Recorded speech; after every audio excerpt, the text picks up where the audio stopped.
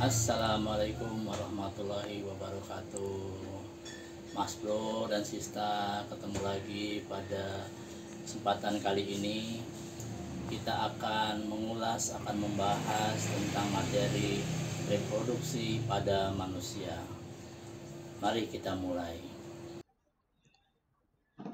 Baiklah Mas Bro dan Sista, tujuan daripada reproduksi pertama adalah untuk menambah jumlah populasi. Kedua adalah untuk menjaga dan mempertahankan kelestarian jenisnya agar tidak punah. Kompetensi yang diharapkan dari kegiatan kita kali ini adalah menjelaskan alat reproduksi manusia, menjelaskan proses pembentukan sel sperma, menjelaskan proses pembentukan sel telur, menjelaskan proses fertilisasi, menjelaskan proses perkembangan janin, dan dapat menyebutkan penyakit dan kelainan pada sistem reproduksi manusia. Baiklah, kita mulai dengan bagaimana proses sel sperma dihasilkan. Mas Bro dan Sista, pada gambar di depan, kita akan mulai dengan sistem reproduksi pada pria. Bisa dilihat pada gambar tersebut apa saja yang dapat ditemukan pada alat reproduksi dari pria. Kita mulai. Ini adalah testis. Jumlah testis pada pria ada 1 pasang dan dibungkus oleh lapisan yang disebut dengan skrotum. Lapisan skrotum ini adalah melindungi testis dari benturan dan dari panas. Mengapa testis berada di luar tubuh manusia? Agar suhu pada testis dapat tetap terjaga. Ukuran testis panjangnya 4-5 cm dengan lebar 2-3 cm. Di dalam testis dijumpai banyak sekali saluran-saluran penghasil sel sperma.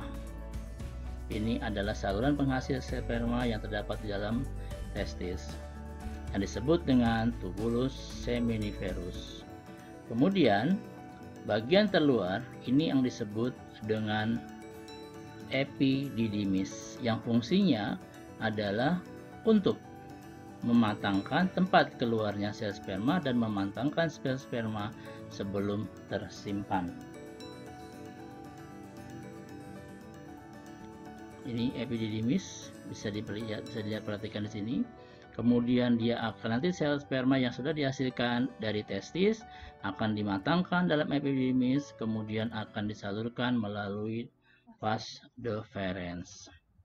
Ini adalah saluran Cowpery, adalah seminaris vesicula, tempat di mana cairan diproduksi sebagai pemberi energi bagi sel sel sperma nantinya. Kemudian di sini ada saluran, ini yang namanya dengan saluran ejakulatoris, di mana sel sperma itu disemprotkan keluar.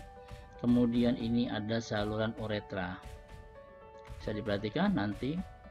Ini adalah bagian dari testis, di mana ini penghasil dari sel sperma. Bisa kalian perhatikan di sini bagian dalam dari testis.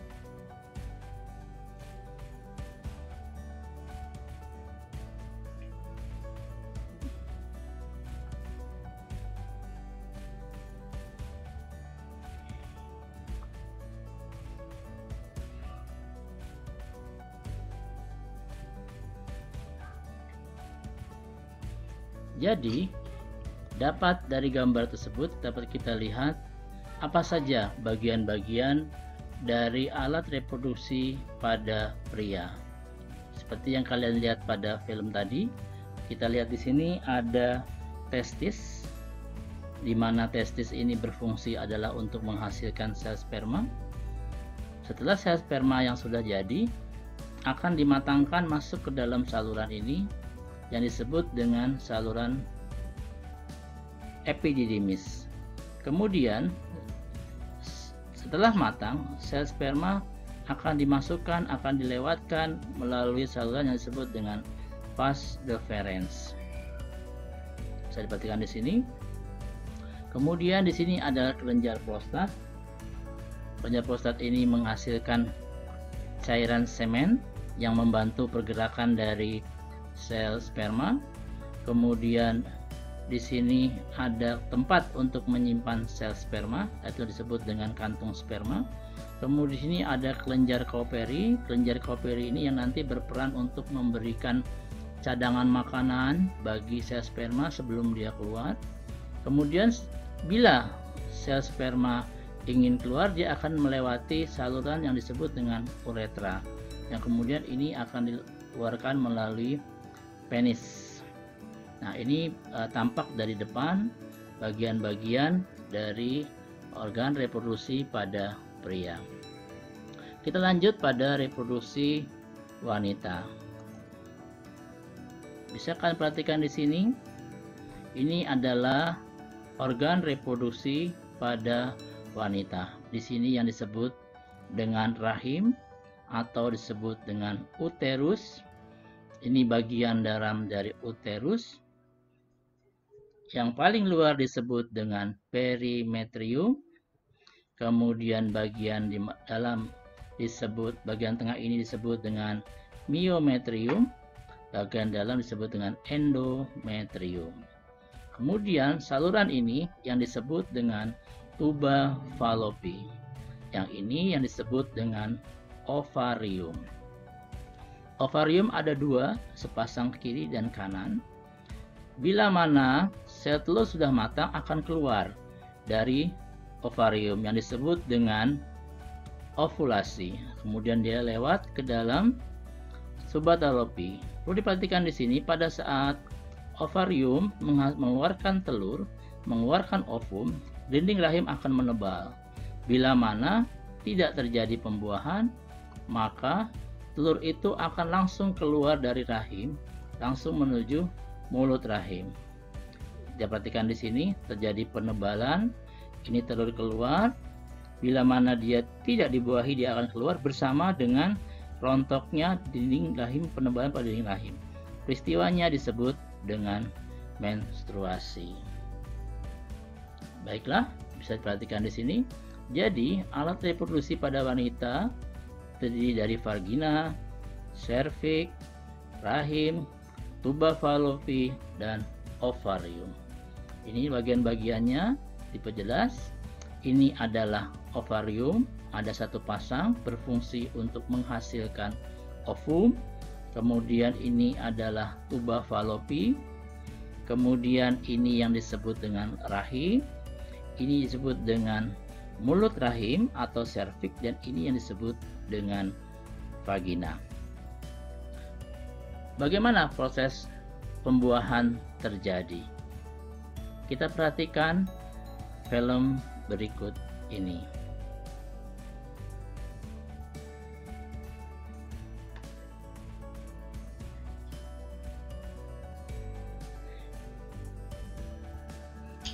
Yang besar ini sel sperma berjalan dalam tuba fallopi. Dia berjalan bersama-sama mencari sel telur. Ini sel telur. Mereka akan saling berebutan untuk yang menjadi pertama kali bisa masuk ke dalam sel telur ini.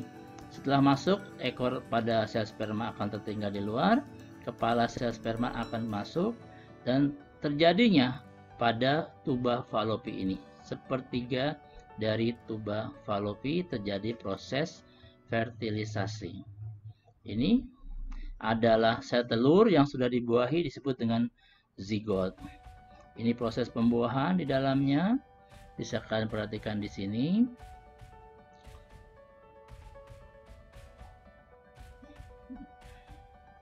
Nah,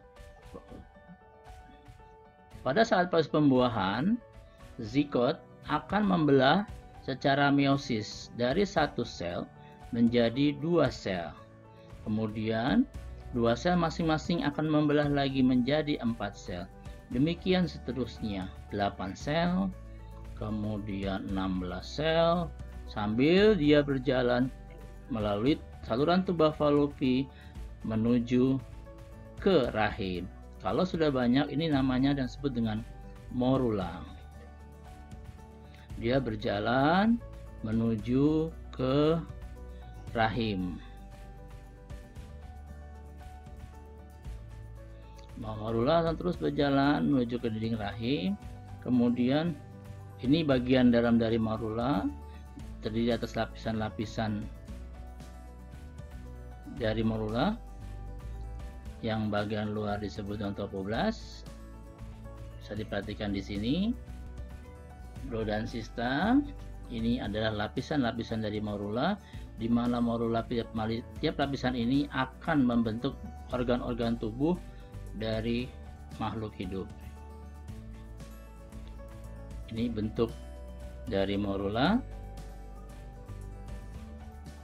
Lapisannya ada 3 lapisan, bisa diperhatikan di sini.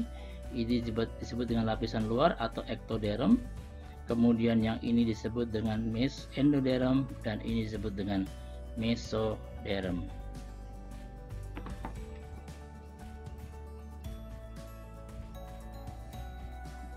Demikian proses fertilisasi.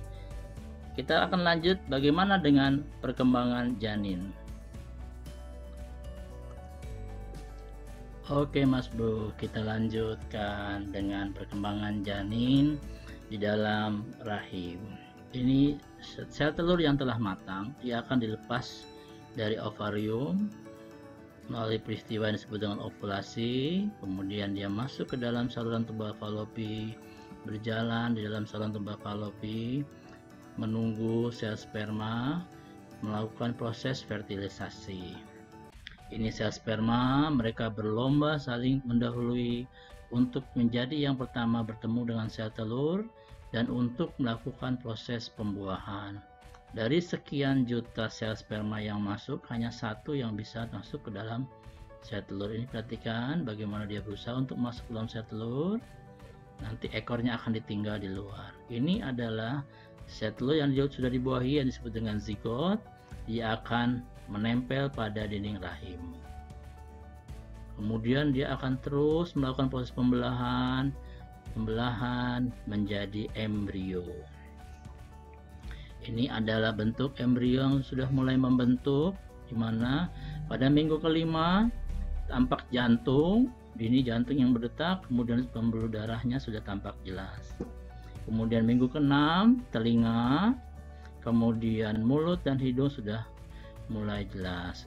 Minggu ke-6 usus halus, usus besar sudah mulai jelas. Minggu ke-9 organ reproduksi pada embrio sudah mulai terbentuk. Ini organ reproduksi. Penciuman dan jantung terus sempurna pada minggu yang ke-10. Ini minggu ke-11 tulang-tulang yang ada pada embrio akan mulai mengeras. Minggu ke-16 tulang leher sudah mulai menguat, demikian pula dengan tulang belakang. Minggu ke-18 janin sudah bisa menendang dan berguling. Nih, bisa diperhatikan minggu ke-30 sudah mulai tumbuh rambut, kemudian otak bayi sudah mulai dipenuhi oleh neuron. Pada minggu ke-35 dia sudah bisa mengenali suara ibunya. Pada minggu ke-40 rambut dan kuku sudah mulai tumbuh, tulang tengkorak sudah mulai menyatu dan siap untuk dilahirkan pada minggu ke-40 lebih 6 hari. Ini proses keluarnya bayi dari rahim ibu, dibantu dengan dokter.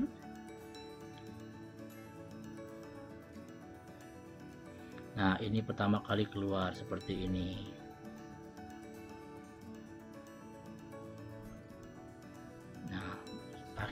Selanjutnya, kita lanjutkan pada penyakit dan kelainan pada sistem reproduksi manusia.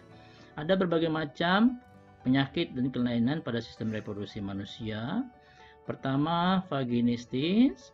Ini terjadi pada wanita di mana vagina mengalami infeksi oleh jamur maupun oleh bakteri maupun oleh virus. Macam-macam, ada jamur candida, bakteri gardenia, dan sebagainya. Kemudian kanker ovarium, termasuk juga terjadi pada reproduksi pada wanita. Penyakit ini diawali oleh adanya kista atau tumor jinak yang terus berkembang dan menjadi kanker. Ini bisa timbul karena adanya gaya hidup yang keliru, seperti makanan, kurang berolahraga, dan lain sebagainya. Kanker serviks atau mulut rahim adalah penyakit yang juga pada reproduksi wanita, disebabkan adanya sel-sel yang tidak normal tumbuh bagian epitel dari mulut rahim. Lanjut, kanker payudara adalah salah satu penyakit juga yang terjadi pada sistem reproduksi wanita, terutama pada bagian payudara. Awalnya dimulai dari timbulnya benjolan tumor yang terus berkembang yang akhirnya berubah menjadi kanker payudara. Ada lagi hernia inguinal. Ini terjadi pada alat reproduksi pria, di mana dinding bagian perut, bagian bawah perut itu lemah sehingga usus masuk ke dalam skrotum sehingga skrotum menjadi membesar. Kemudian chlamydia, ini penyakit yang disebabkan oleh bakteri Chlamydia trachomatis. Terjadi biasanya pada organ reproduksi pria. Gonoru sama penyakit kelamin yang disebabkan oleh bakteri dan bisa menginfeksi mulut, tenggorokan, mata, dan anus. Biasanya terjadi pada alat reproduksi pria. Herpes genital juga terjadi pada pria, biasanya disebabkan oleh virus herpes simplex atau HSV yang memasuki tubuh melalui luka kecil di kulit atau selaput lendir. Terima kasih. Sampai di sini penjelasan tentang sistem reproduksi pada manusia. Wassalamualaikum warahmatullahi wabarakatuh.